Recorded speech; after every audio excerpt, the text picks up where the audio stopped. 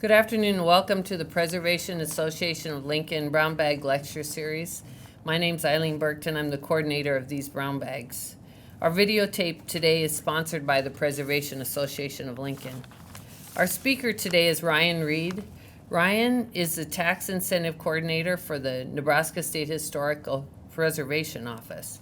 Ryan attended the University of Missouri and obtained a Bachelor's of Arts in History. He taught elementary education in the St. Louis area before entering graduate school at the Savannah College of Art and Design in Savannah, Georgia. Upon receiving his Master's of Fine Arts in Historic Preservation, he returned to the St. Louis area and worked as an architectural historian with an engineering firm where he conducted architectural surveys, environmental assessments, and Section 106 reviews across Missouri and Illinois. After working in the private sector, Ryan became a preservation specialist with Landmarks Association of St. Louis, a preservation nonprofit advocating preservation in the St. Louis metro area. In 2012, Ryan he left his native Missouri and came to Nebraska. He accepted a position as a landscape historian with the National Park Service, working from their Midwest regional office in Omaha. As a landscape historian, Ryan traveled across the Midwest assessing the Park Service's cultural landscapes. At the end of his term with the Park Service, Ryan began his career with the Nebraska State Historic Preservation Office. Since moving to Nebraska, Ryan has enjoyed traveling the state and seeing its numerous cultural resources and learning about its varied histories. Ryan's talk today is Digital Storytelling, Creating a Sense of Place Through Social Media. Please join me in welcoming Ryan Reed.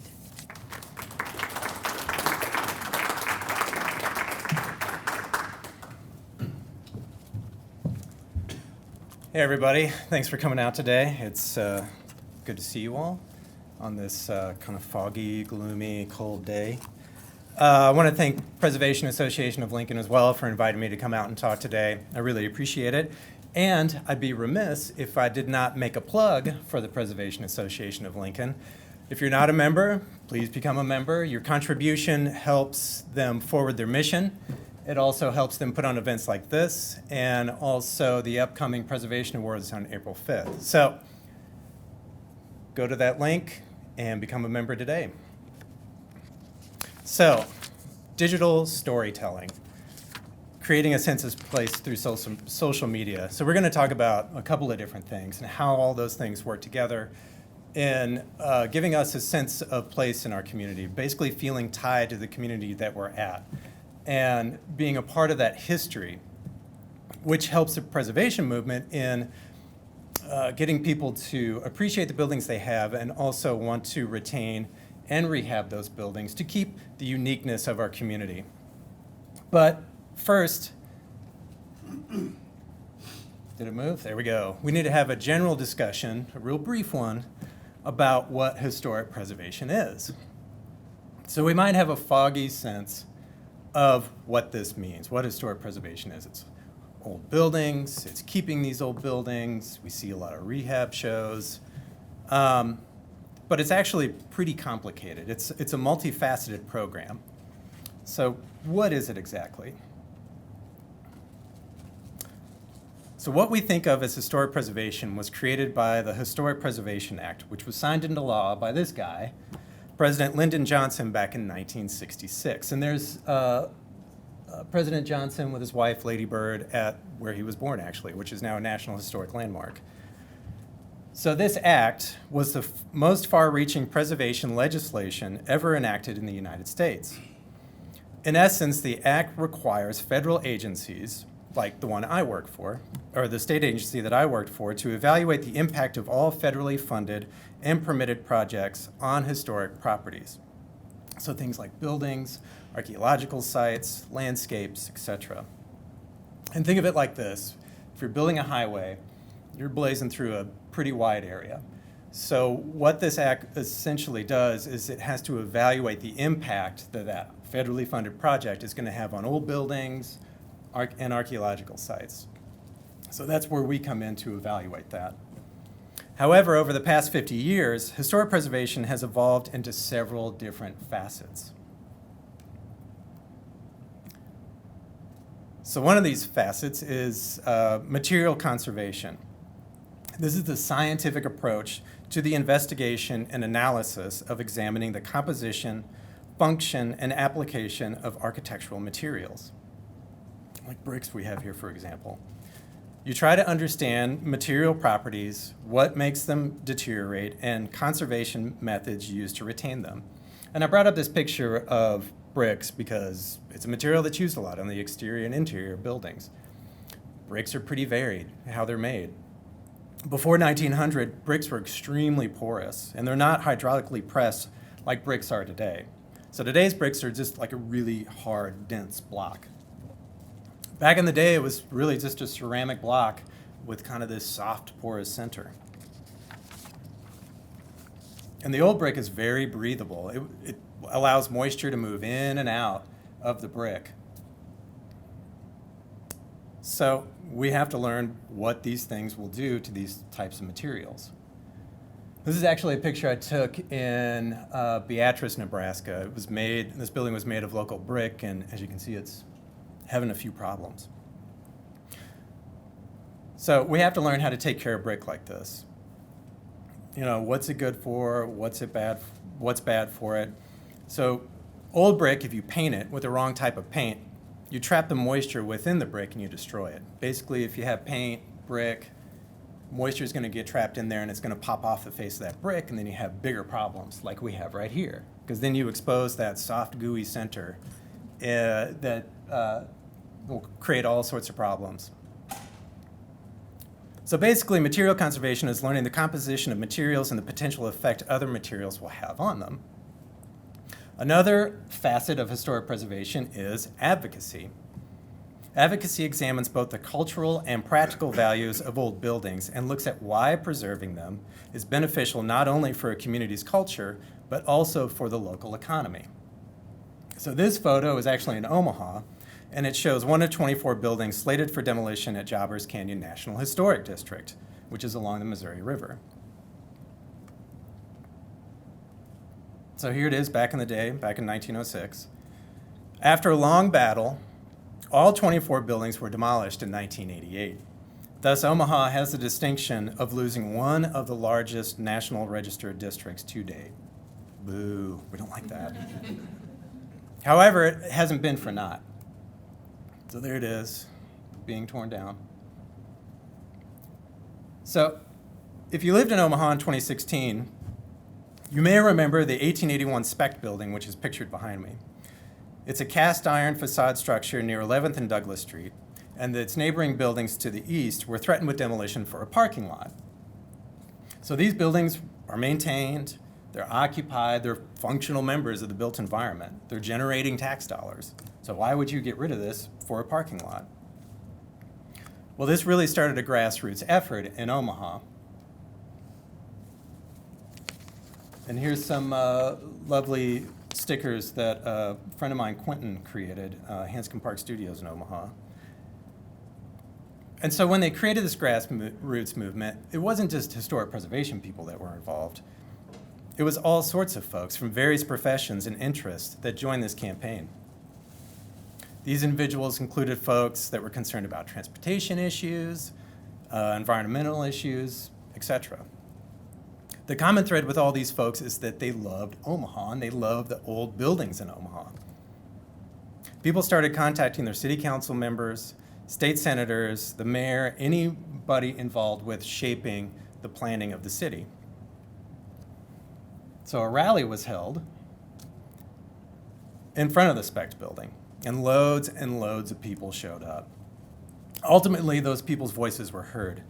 The parking garage plans were scrapped, and the Specht building and her neighbors were spared and remain standing today. And one thing I wanted to point out was this person's sign. It says respect. That was kind of like a catchphrase he used, the Specht building, respect our architecture. And what his sign said is really striking to me. Find out what these buildings mean to me.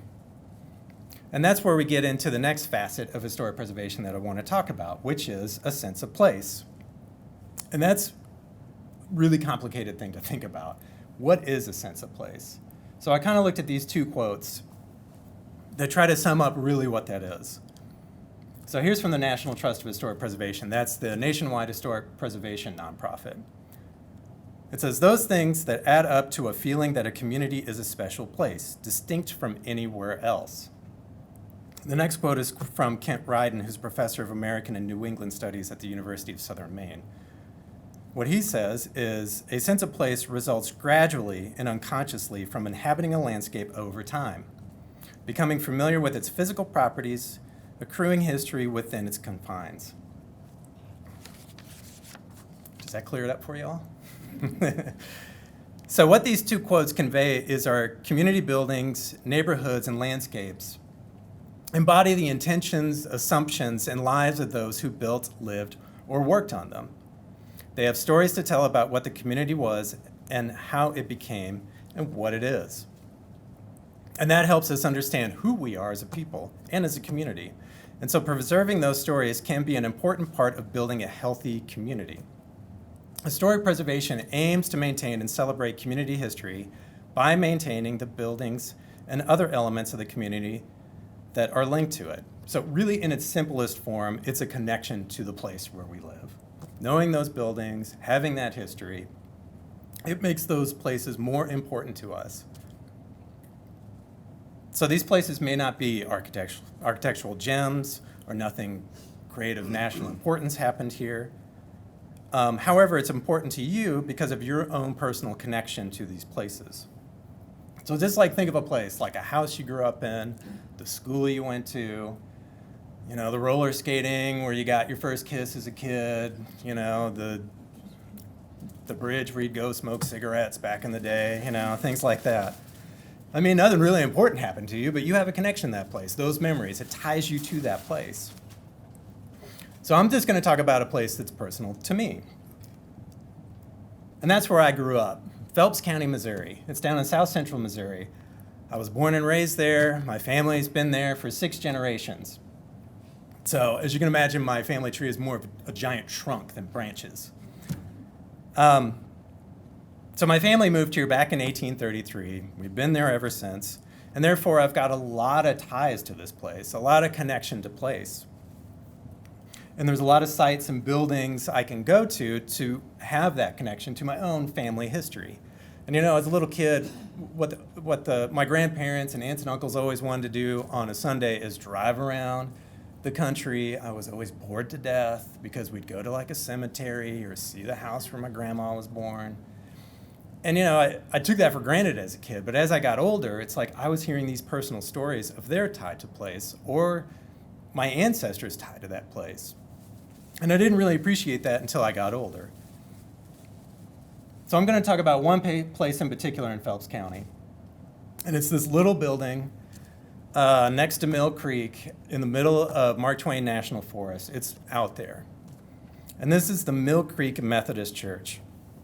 So this congregation was founded in the 1860s by my great-great-great-grandfather, Ballard Hudgens, which is a great name. I don't know why that name wasn't passed down in my family.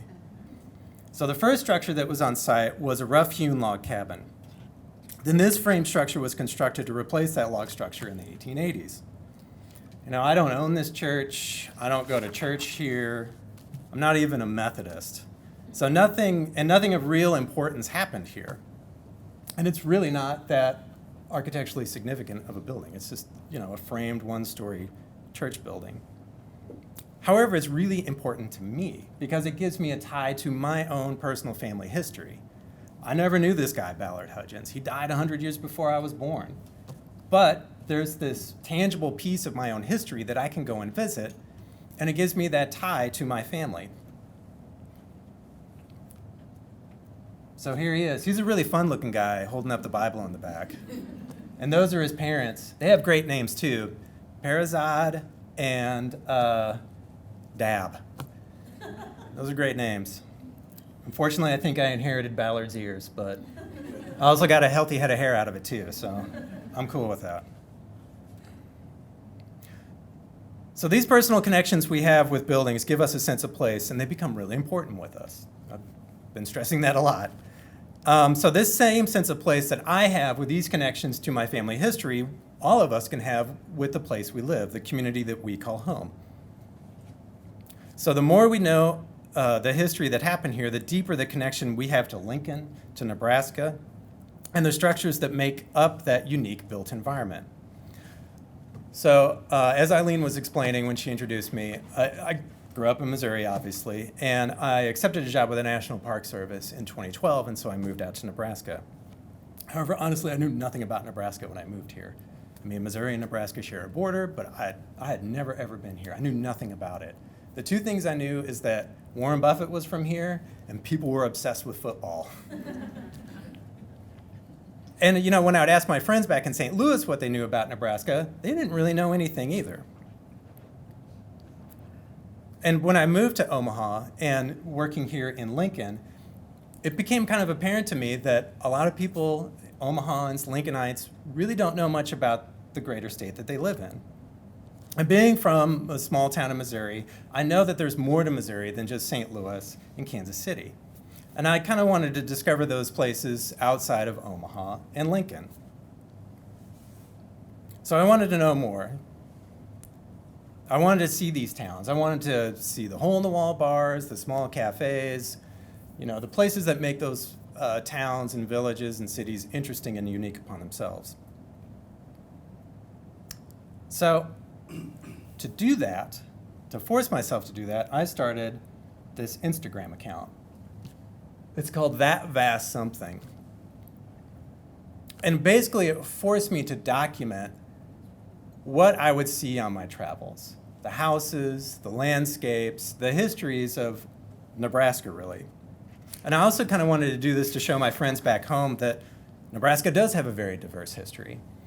And it has extremely interesting stories. And I wanted to show them that. So I was like, you know, maybe I'll have 5 friends that will follow along with this, but a few people are following. And so when I was coming up with a name, I had a lot of trouble trying to figure out what to call this. The landscapes of Nebraska are varied. Western Nebraska feels and acts more Western, and Eastern Nebraska is definitely the Midwest. Also, its histories can't really be pigeonholed. It's black, it's white, Native American, Arab, Asian, it's all over the place. So years ago, I had read complete prose works by Walt Whitman, that guy. And within the publication was a piece called These Prairies. And the following line really stuck out to me. So here it is, I'll do my best Walt Whitman. I've again been most impressed, I say, and shall remain for the rest of my life most impressed with that feature of the topography of your western central world. That vast something, stretching out on its own abounded scale, unconfined, which there is in these prairies, combining the real and ideal and beautiful as dreams. So that vast something, that really stuck out to me, because it seemed to fit for Nebraska, because it's definitely vast, it's definitely something. But it really captured the stories of the state all at once. It's unbounded, it's unconfined. It combines the real, ideal, and beautiful stories of the state. Basically the good, the bad, and the ugly, the things that make up this state and make up the people of this state. So I wanted to focus on that, but I got a deep, dark secret I need to tell you. So when Whitman penned those words, he was actually talking about Kansas. But he talks about the central western world, so Nebraska is definitely in there. But I learned a lot from doing this. I discovered a lot of great buildings, landscapes, towns. I learned a lot about the history of the state, especially the underrepresented histories. I learned a lot about race, LGBTQ community, labor histories, immigrant histories. It's all really fascinating. And by discovering these buildings and the great stories associated with them, it gave me a great appreciation of Nebraska and a deeper connection with it. It gave me a sense of place. So from the remainder of time we have left, I wanted to share 3 places I've documented and the histories associated with them. Most of the buildings aren't grand architectural pieces. However, the stories behind them give us a better sense of Nebraska's role in shaping local, state, and national history. Even cooler, we can still go out and see these buildings today and be a part of that story. So the first building I'm going to start with is right here in Lincoln, Nebraska. Now, this is an architecturally interesting building. It's actually listed on the National Register of Historic Places. It was listed way back in 1969, so it's one of the earliest National Register homes in the state. So this is the Thomas Canard House at 12th and H Streets. It's right next to the Capitol. And it was listed on the National Register because of its architectural importance, because it's one of the oldest extant buildings in Lincoln, but also its tie with Thomas Canard. So the story of Mr. Canard and his wonderful beard is pretty well documented. He's the first Secretary of State in Nebraska. He was one of 3 men on the Capitol Commission tasked with finding a suitable location for the state capitol. He was influential on the commission for the selection of the village of Lancaster, which we know today as Lincoln, was where the capital should be in 1867. He was also one of the founders of the Nebraska State Historical Society, now known as History Nebraska. So in 1869, Canard commissioned Chicago architect John Key Winchell to design this Italianate house. Canard remained in this house until 1887, when he moved into another frame house he had constructed on the same block. So there's the Canard house back in 1872. And this was taken from the top of the Capitol. And as you can see, it's vast. And it's something. So for 18 years, Canard and his family lived in this house. However, they weren't the only ones living here. Listed in the 1880 federal census are the following individuals living at the Canard residence. Thomas, of course, his wife Livia, their daughters Lula and Cora, and niece Emma. Also listed at the household are Hannah Anderson, Millard Smith, and Carrie Jansen. So who are these people? Who are Hannah, Millard, and Carrie? They're not related to the Canards, and they're not related to each other. They're domestic servants. So Hannah, Millard, and Carrie, as the census depicted, were hired to perform household duties for the Canards. The duties of 19-year-old Swedish immigrant Hannah Anderson and 16-year-old Norwegian immigrant Carrie Jansen would have included cleaning, cooking, laundry, ironing, shopping for food, and other household errands. 18-year-old Miller Smith was listed as a Hollister of the household. He was employed to care for the horses and maintenance of carriages and buggies. And they wouldn't have been grand as these folks. This is a picture of domestic servants in England. So these long neglected histories of domestic servants has been uncovered and extensively discussed in recent decades. Their invisibility within the home has been brought to light. I mean, we even have shows about it today, like Downton Abbey, where it focuses on domestic servants and their role within the larger house. So in general, there's been a shift in the narrative of these large homes, these house museums and settings, and telling the stories of the individuals who worked at these houses to carry out the daily household chores, to maintain the grounds, to make the house operational. So it just wasn't one man and his family living here. It was a host of individuals, either enslaved or hired at their own will, that kept these houses in order. And this is the case with the Canard house right here in Lincoln. And like I was saying, there's this general shift. Like right now, they're telling the narrative at Mount Vernon, George Washington's home, because I think a lot of us think, okay, it's just George and Martha just kicking it, having a good time. But no, there was 300 enslaved individuals that lived there that made that place what it is, that made George Washington a very wealthy man in his lifetime. Same thing with the historic Charleston Foundation in Charleston, South Carolina. They've been telling the story of the Rhett Aiken House, because there's really no documentation of enslaved individuals who were living there. So through archaeology, they've been combing the grounds, and the pieces that they find help kind of tell a fuller story of the enslaved individuals that were living there. So back to Lincoln, there's really scant evidence of Millard, Hannah, and Carrie's life outside of the home. And there's really nothing that I found at this time, before or beyond the 1880 census, kind of documenting what happened to them. So now we're going to move out west. We're going to go to the Panhandle, to a town that I've been to many times for work, Chadron, Nebraska. If you haven't been, you should check it out. It's a great town. And it's where this 130-year-old building exists. And it was a dry goods business owned by Mary Smith Hayward. It's actually called the Mary Smith and Company building. And I got to tell you, Mary Smith Hayward is a fascinating figure. I have the biggest historic crush on Mary, and I'm going to tell you why. So she was a business owner, a leader in the suffrage movement, and a member of the Humane Society, and a vegetarian.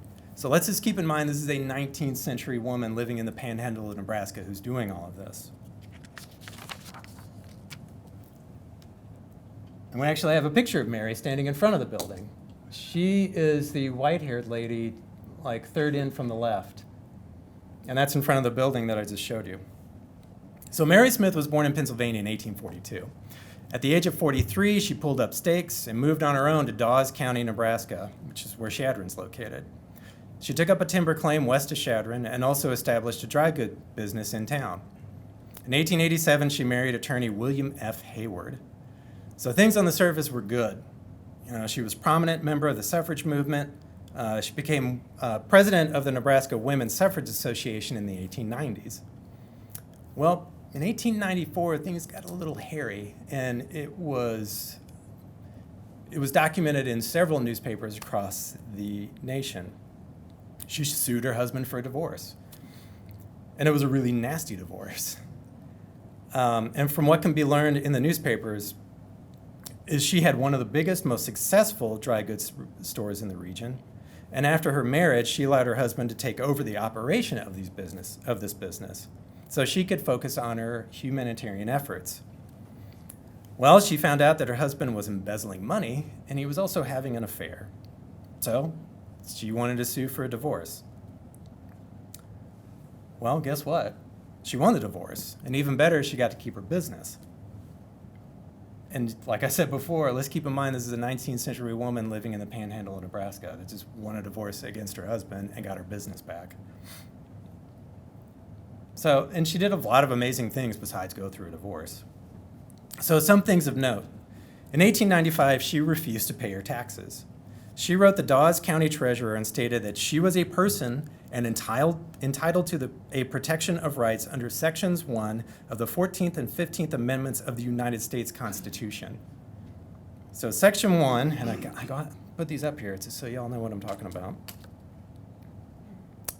So Section 1 of the 14th Amendment states that no state shall make or enforce any law which shall abridge the privileges or immunities of citizens of the United States, nor shall any state deprive any person of life, liberty, or property without due process of law, nor deny to any person within its jurisdiction the equal protection of laws. So she's basically saying, I'm paying you taxes, but I'm not getting these rights and protections, so I'm not going to pay you taxes anymore. So the next one, Section 1 of the 15th Amendment states, the rights of a citizen to the United States to vote shall not be denied or abridged by the United States or any state on account of race, color, or previous condition of servitude. To me, that one's a little bit of a stretch, but I know what she's getting at. She's saying that, we have a right as citizens to vote, and I'm being denied this right, so I'm not going to pay you taxes. Did she end up paying her taxes or not? I don't know. I can't find anything about it in the newspapers. Maybe somebody in here knows and can enlighten me. But other items about Hayward, she was an agnostic. She once stated that the church is responsible for the subservient condition of women. And that's like astounding for somebody to say in the 1890s, out in the panhandle of Nebraska. So she continued to push for women's suffrage. In 1913, she represented Nebraska in the Women's Suffrage Parade in Washington, D.C., with an estimated 8,000 attendees. She lived out her days in Chadron, and she died there at the age of 93 in 1838. Yet, we still have this building that we can see and associate with Mary Smith and her legacy. It's got some problems. Someone shortened the windows. You got some enclosed openings there for smaller windows. It's all right. But still, it's this great history. And it really ties you more into the roots and the history of Chadron and also Nebraska. So the last building I want to talk about is again here in Lincoln. Pictured as 1806 D Street in Lincoln, Nebraska. This building was originally the home of Thomas J. Doyle, a prominent attorney in Lincoln. He lived in the house until his death in 1923. After his death, the house became a fraternity and was eventually heavily remodeled in 1943 to become the apartment building we see today. But what is of interest is an individual who lived in this apartment between 1961 and 1963. And it's this gentleman, Lewis Crompton. He moved to Lincoln in 1959, and he was a professor of English at the University of Nebraska. Crompton was a pioneer of gay studies and worked for social justice and inclusion for the students, staff, and faculty of the university. Crompton was well aware of the growing gay rights movement in the United States. However, nothing seemed to be happening in Nebraska or the Midwest as a whole.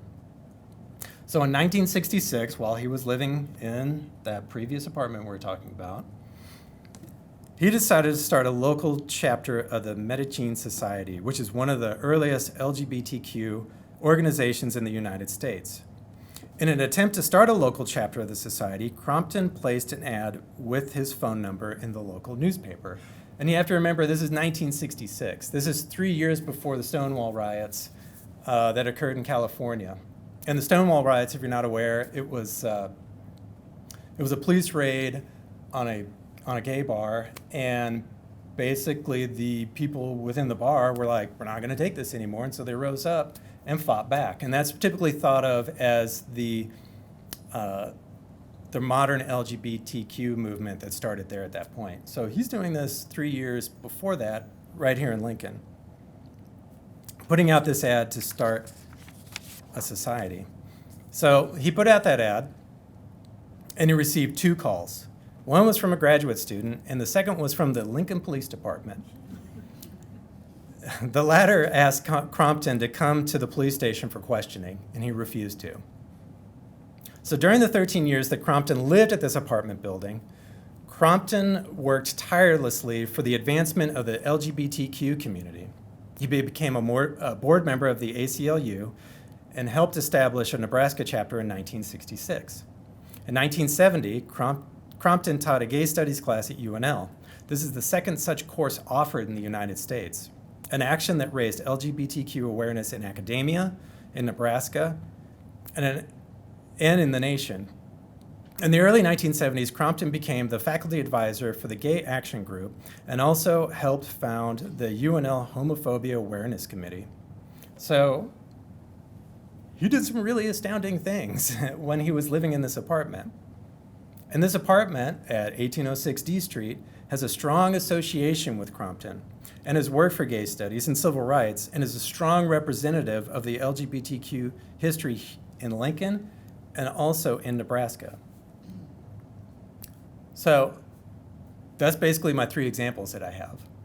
And I hope I've kind of shown you just through these 3 examples how some of these are just really insignificant buildings, but they have such an important history, and they can tie us to the larger history of our community, give us a better understanding of who we are, where we've come, and what we've done, and give us a better understanding of why these buildings are important, why it's important to retain these things, because they're reminders of our past, what we've been through, what we wanted to achieve, and what we have achieved. So that's really it for me. Thank you. So if y'all have any questions, I'm more than happy to take some questions. I have a tendency to talk really fast when I'm giving a presentation, so. Yes? The year of Penn Station in New York, Uh-huh. what year did they destroy that? Because that's really the start of all this historic preservation, was the destruction of that. I mean, Yeah, I think that's really the start of the modern preservation movement, you know. I can't remember what year that happened, but, you know, I think we can even, 60s or yeah, I think it was the 60s at some point. But I think we can look farther back too, because I was talking about Mount Vernon earlier, and I can't, you know, my historic preservation professors back in Savannah are going to be so disappointed in me because I can't remember any of the names or dates. But, you know, I think you could look at Mount Vernon because I think it was in the 1850s, 1860s, that place was in great disrepair. And so a woman whose name I can't remember, which is horrible of me, basically started a group to help save this house, to help tell the story of George Washington. So I think you can look early back into some things like that and really see how the preservation movement has really changed over time with these different things like saving George Washington's house and moving on to, like you were talking about, Penn Station. And it's October 63 they demolished it. I just. Okay, all right. But Thank you. That Omaha example is very powerful because I'm from Southern California and it's so quick to destroy things. Mm. I work in Belize and they have destroyed beautiful buildings just with no concern for the future.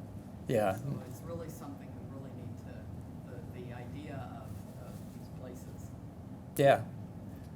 Thank you very much. Yeah, and the question was about Penn Station, when that was demolished, and the start of the preservation movement. Any other questions, please? Can you tell I'm thirsty? Thanks. Do you have suggestions on how to persuade or how to be an advocate in your local community? Yeah. Because we see that all over Nebraska. Oh, yeah, most definitely. I mean, you see it everywhere. I think it's just having conversations with people. I think it's getting people to understand, like, these buildings are important culturally for us, but also they're important economically. You know, buildings like the one I showed in Chadron. I mean, it's a mixed-use building. It's commercial downstairs, it's residential upstairs.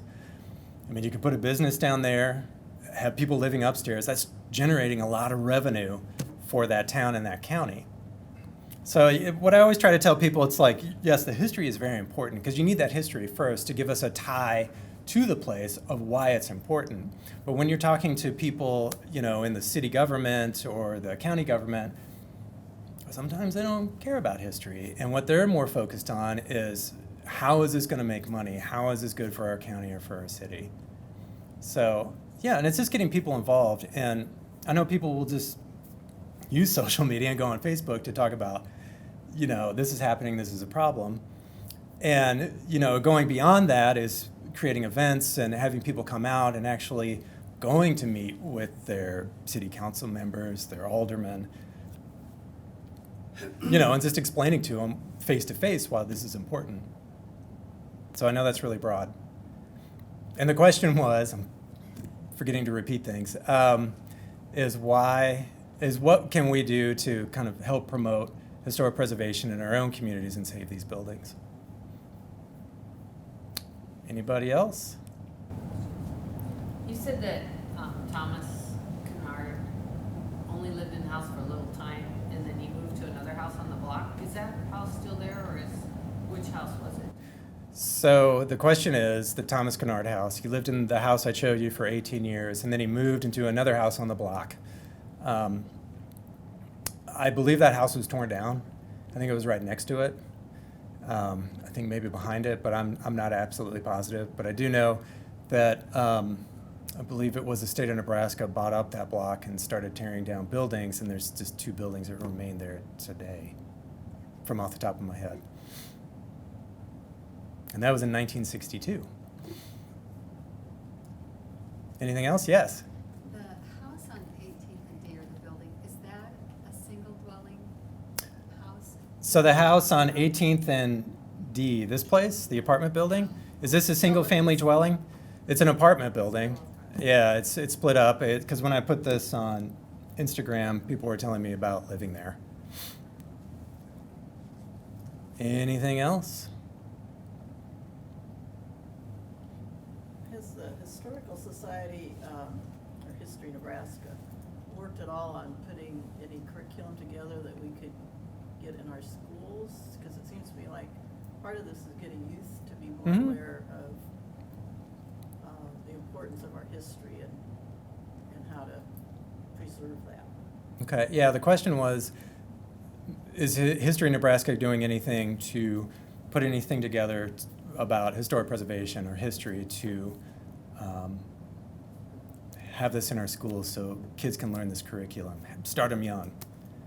And I can't really answer that question. I don't know if some of my colleagues here can answer it. Well, I could say that, I don't know about specific curriculum that addresses that, but we do have, we have a Trailblazer newsletter that we have about 36 different issues, and a number of those address our homes, historic buildings, and the story behind them. And even in the public schools, it's, you know, the textbooks and so forth, and the new curriculum will address those kinds of things. But I like your idea. I mean, that's certainly something that could be explored. So it's something we're working on, and it's a great idea, and hopefully something we can make happen. Thank you. Yes? You want to promote the PAL Instagram page that you're now Yeah. doing for us? Yeah, so if you're on Instagram, there's the Preservation Association of Lincoln. They have their own Instagram page. It's Preserve Lincoln. Go follow it. I'm one of the people that helps manage it. You can learn all sorts of wonderful things about this city and upcoming events that we're having, local histories as well. So please give it a follow. Humor us. Anybody else? Okay, well, thank you very much for coming out today. I appreciate it.